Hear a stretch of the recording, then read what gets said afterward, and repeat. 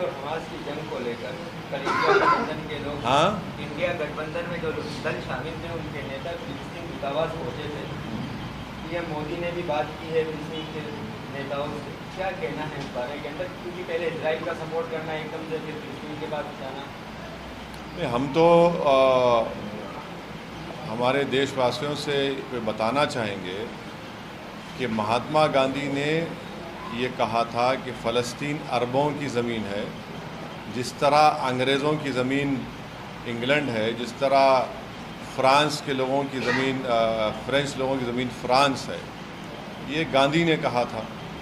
تو اب ان کو سامنے رکھ کر اپنی بات کو رکھنی چاہیے. اور ہمیشہ سے ہم نے فلسطینیوں کی تائید کی اور ہمیشہ ہم نے اس بات کو مانا کہ فلسطینیوں کا ان کا ایک انڈیپینڈنٹ آزاد ملک ہونا چاہیے. اور حقیقت یہ ہے کہ پچھلے 80 سال سے اسرائیل وہاں پر آکیوپائر ہے اور فلسطینی زمین وہ لوگ آکیوپائڈ کر کے بیٹھے ہیں.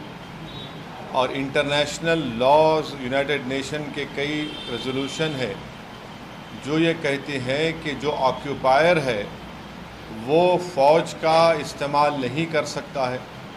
تو آج آپ دیکھ رہے ہیں کہ فلسطین میں جس بربریت کے ساتھ غازہ میں اب تک 21 لاکھ کی آبادی غازہ میں ہے, جس میں سے قریب 8 سے 9 لاکھ لوگ بے گھر ہو چکے ہیں.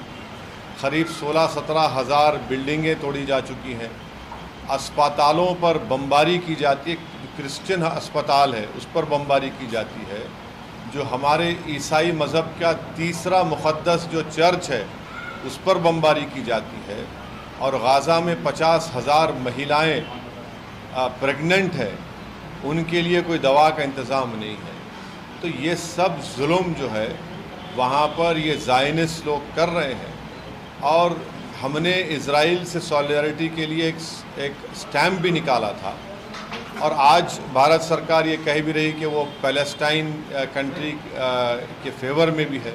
تو سب سے پہلے یہ بات ہونی چاہیے کہ ایک وہاں پر جو لوگ پریشان ہیں, پینے کا پانی نہیں ہے, بجلی نہیں ہے, ان کو پہلے ایک کوریڈور بننا چاہیے ہیومینیٹیرین اسسٹنس کے لیے, اور جتنا وائلنس ہو رہا ہے وہ ختم ہونا چاہیے. From breaking news, detailed analysis, in-depth interviews and explainers, follow the Times of India. Subscribe to our YouTube channel. Don't forget to like our videos and hit the bell icon to stay updated with the latest.